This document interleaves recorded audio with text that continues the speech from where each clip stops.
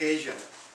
We just came back from India, and it was less about mourning and a lot more about celebrating his life. And what we are doing today, just the context, is to help us all. Many of you, if not most of you, had met our parents during their visit last. They came together, was I think 5.5 years ago. But in case you didn't, we'll try to paint a little bit of a biographical sketch of him, of them. So today is March 7th, a month ago, February 7th, it was unexpected. He was in good health. One moment he was there, next moment my mom was in the next room, and he passed on very quietly and peacefully. A month from today would be his 80th birthday, so he was just 2 months shy of 80 years of age.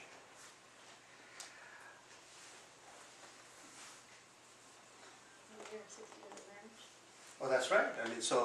And they had married young, and so next year we were planning on celebrating their, not golden, but diamond jubilee wedding anniversary. So, my mother, who was, she's still in India, she's there. So, some of you, you're not as familiar with Hinduism. I'll take, a moment or two to just fill you in about. So there were a lot of rituals in India, and typically the big ones, they happen after 10, 11, 12 days. And I don't know what this time when I was there, I participated in them very closely. And from a distance, I used to think that you have so many rituals after death so that they keep you so busy that you don't have time to grieve. But they're really meaningful mantras and things that that happened over a period of multiple days. All the family had come together, and so that was wonderful. We have a big family, and so they're all there. And talking about my mother, it was a lot more about, she saw the outpouring of respect and love and affection for the man, and that really filled her with pride and joy. And I think that's what has been sustaining her and helping her go. And so that's just really been wonderful. One doesn't want to be boastful about one's father, but I feel very fortunate that I was his son, and Rima was his daughter-in-law, and these are the grandchildren, 2 of them here. Just a very quick biography of him. He was born in 1934, and he along the way carved his own path in life. It was, many of you might be familiar with this, cycle in the Indian history where princely states and colonial, there were a whole host of things going on. But in his case, what had happened was my great-grandfather, he passed away early, and very wealthy man, and a widow back then. It was very difficult for them to hold on to property and estate and so on. And so by the time, early years of my father, they were difficult. And when he went to study engineering, and it was a call of duty. It was Jawaharlal Nehru was the prime minister, and he said, to build India, we need engineers. And he said, I'm going to study engineering, contrary to what my mother wants me to be, which was a barrister back in those days, lawyer, like some of you or one of you there, 2 of you. So he became an engineer, and he was very good at it. One of the things that, first day that he started working, he decided that, that my grandfather was 2 brothers. He said, what, I'm not going to make a distinction between my brothers and sisters and my, cousins, because, again, things had fallen on hard times. And when I was 10 years of age, I really didn't know, is he my uncle or is he my cousin? Is he my grandfather's son or the other? And so he did that, and he, these 11 of his siblings and cousins, he put them all through college, and he made sure they got married and settled in life, and so that was his priority. So And then along the, and that entailed making sacrifices, not so much just for themselves, but for the children. So, I remember I'd be 10 years of age, and there's this uncle who is in medical school, and he probably needs nicer clothes than I did. And so some of those difficult choices would be made. And as a 10-year-old, you build resentment. Why not me? I'm the son. I mean, And later on, you see that it was more difficult for a parent to make those sacrifices than it is for kids. And those legacies, they pay off in time, right? So that uncle became, whenever my dad will sneeze, he's in a town 8 miles away, 8 hours away, he'll just drive over and be there until everything is good and so on. So that was that's the kind of family environment that my dad created. Big family, as I described to you, and along the way we grew, things happened, and later on in life his pursuits in life shifted to other things. So there are certain principles and characteristics that defined my father. Some of them would be, the basic tenets that we all value. Things about integrity, honesty. I mean, he could, you couldn't give him $1 million to tell a lie. He was always, and never took shortcuts. What are some of the other principles that defined him? His life was very transparent. What you see is what you get. Some of the other things that would define him would be excellence. So everything that he did or wanted, it had to be, A1 used to be the word. So not just A, but A1. And it would be reflected in all that he did. So, it came with positives and negatives. One of the defining principles of Dad's life was students and academic excellence. So he would want to make sure that if you're a student, your highest, everything, you are able to get a quiet area. It doesn't matter whether it's the children or whoever they are.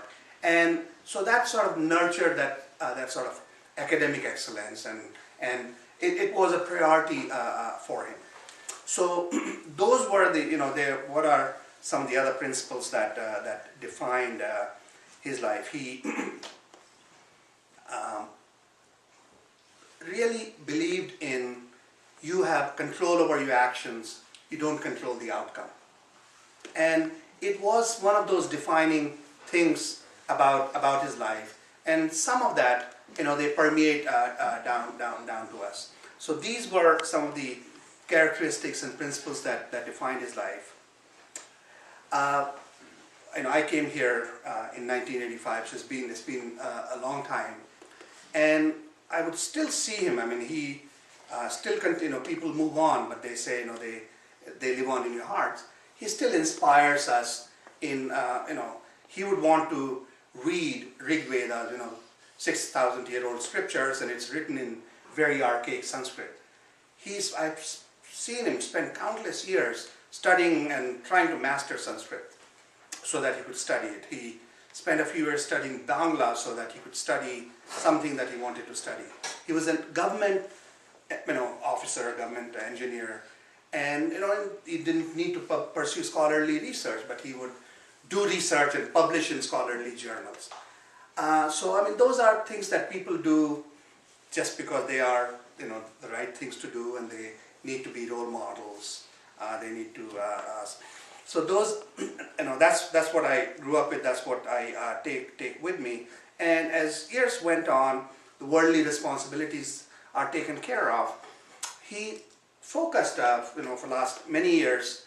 If you read Hindu scriptures, and I was describing to you about action, focus on your karma, your action, not so much on the outcomes. Along the way, some of the things that he went from reading things that I remember. It used to be, some of the favorite authors would be Alvin Toffler. I remember Future Shock. As a 10-year-old, it was difficult reading for me, but Dad would want us to read that, to things like Stephen Hawking, to some of those, to it became more esoteric as years went. into the domain of theology and spirituality, etc. But obliques and asterisks, that was one thing that he shared with grandchildren. Asterisks and obliques. Okay, so I don't know if you're familiar with those comic books, but we used to enjoy those, and we used to enjoy that as well. For last many years, he was focusing much more on sort of detachment, renunciation, and that's a concept where it's not about you want to deprive yourself. He really practiced it in his life where, Ishna, do you play with your Legos anymore? No, right? It is, you're too old for it. And so in Hindu philosophy, for those of you who are not that, it is about you play with Legos so much that they are kids' toys. And so a lot of life's luxuries, etc., the view becomes that it is. So he had been detaching himself gradually a lot from these things and pursuing higher goals in life. In fact, when parents were here last, they were across the street at our very close friends of Shahane's, and Jayashree's parents were visiting at the time. And so the two dads, they connected. Jayashree's dad is a very erudite, scholarly man, and he sent an email eulogy that I'm going to read from. I think it paints a very nice picture of the man, and perhaps it takes someone of that erudition to see that in someone else. So he wrote, "Dear Amitabh, I was extremely grieved to learn passing away of your father." He said, "I first met him when you had arranged a function at your place in connection with the wedding of your cousin Piyush and Shweta. I think most of you have met, the Colgate professor. And so we had a little reception, parents were here. And on that occasion, your father made an appropriate speech vis-a-vis the principles that should guide and govern the lives of newly wedded couple. I was deeply impressed by the speech. A couple of days later, he made it convenient for him to come to our place and spend a good deal of his time with me. We discussed almost everything under the sun. He struck me not only as a very knowledgeable person, but as one who was deeply influenced by the spiritual values represented by Hinduism. As he was leaving our house, he warmly shook my hands and was good enough to say a few nice things about me to Jayashree. As he walked back to your house, taking long strides, I looked at him and wondered as to whether we would meet again. Since we belong to two different places in India and neither of us visited US frequently. I must confess that I became somewhat sentimental when he was leaving our house. I felt that thoughts similar to those that came to my mind must have crossed his mind too. It is possible that he too must have had the urge to look back at me and wave at me again. But evidently he believed in the philosophy of Bhagavad Gita, or non-attachment to men and matter. He was essentially a man of God who passed away with God's name on his lips. This was indeed an irreparable loss to you and your family. And so that's a good sketch of the man who really believed in sort of detaching himself from men and matter as he went on, having taken care of his worldly responsibilities, etc. So that is his legacy, the principles that he lived by, and no shortcuts, honesty, integrity, family, academics, pursuit of whatever it is that you want. And that's what sustains us. And as I was describing to you, the mood in India was a little less about mourning and a lot more about celebrating the life, the wonderful life that he has left behind. That's what I saw my mother doing. That's what I see rest of family members doing. So, it's a circle of life. It happens, but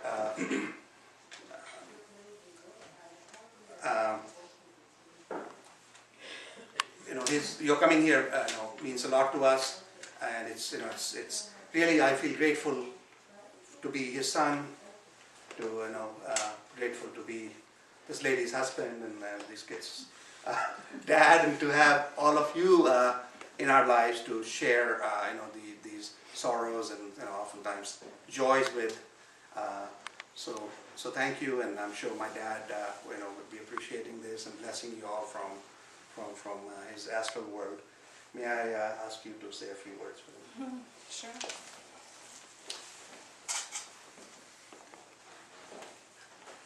My very memorable interaction with my father-in-law was after the first day, or I had just arrived as a new bride in the in-laws' place, and both of us went to get their blessings, mine father-in-law. And my father-in-law had written something on a piece of paper, and he gave it to me. And it had, he had written 1 + 1 = 1. And he gave it to me with utmost sincerity and belief in me that I will carry that forward. And I took it with equal sincerity. And I came here, put our roots here. Both children are growing up here. So the tree that just Amit mentioned about the family tree that he was creating, I took a part of that root and brought it here. Now we've been married for so many years. 55 years. 55? Yeah, so, But I didn't know back then when I was a new bride that I will be able to carry this responsibility the way they had desired or that I would want it to be. But today, especially when Baba is not there and we are all going through our emotions and the children are going through their emotional turmoils and happiness and sorrow, I see the connection that they formed together with each other, the connection that my father-in-law formed with me, and that 1 + 1 = 1, that I'm able to live that one equation as much as I can. I now look back and see what he meant, and it meant a lot to me. So I hope to continue to do that in the future and bring up our family here away from them as best as he had wanted us to.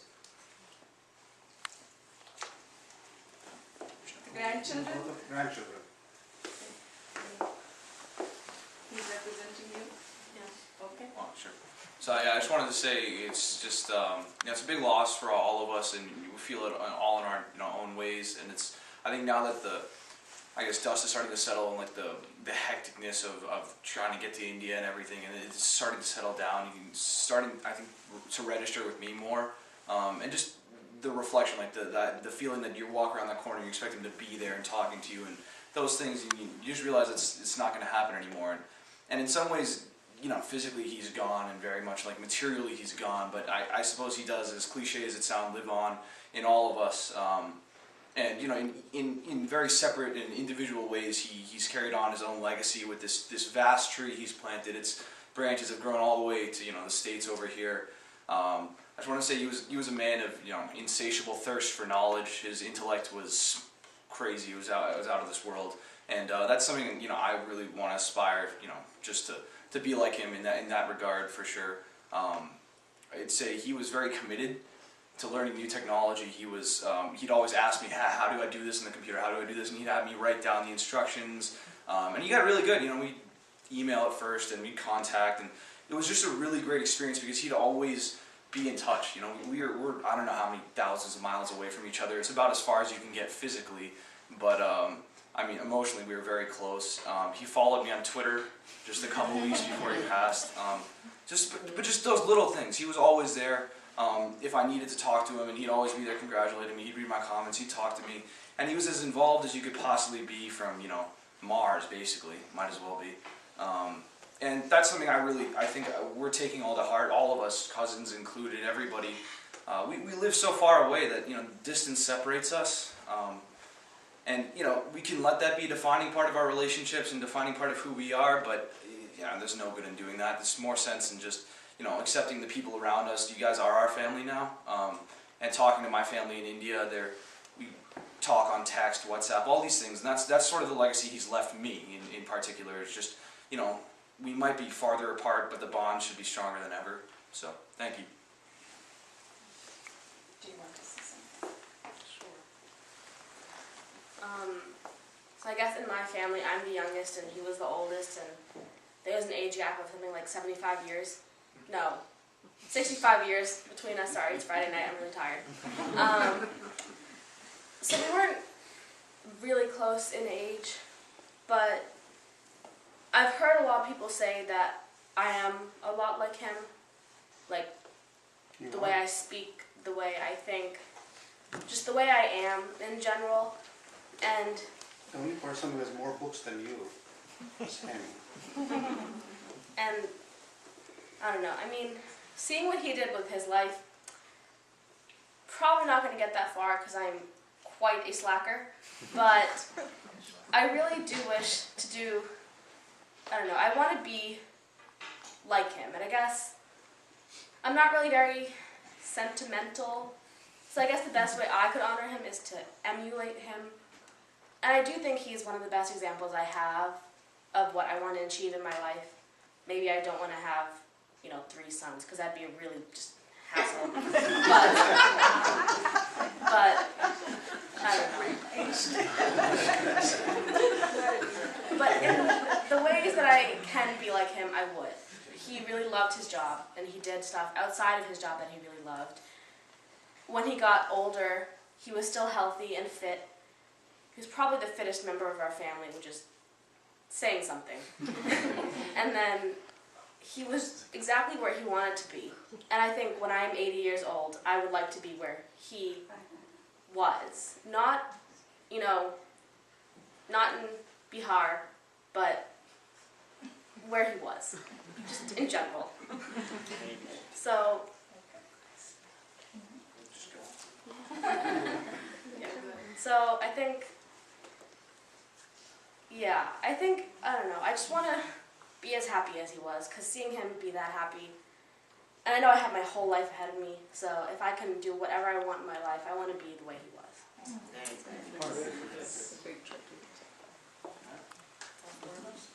Thank you all so much for being with us today. It means a great deal to us, and you are ours.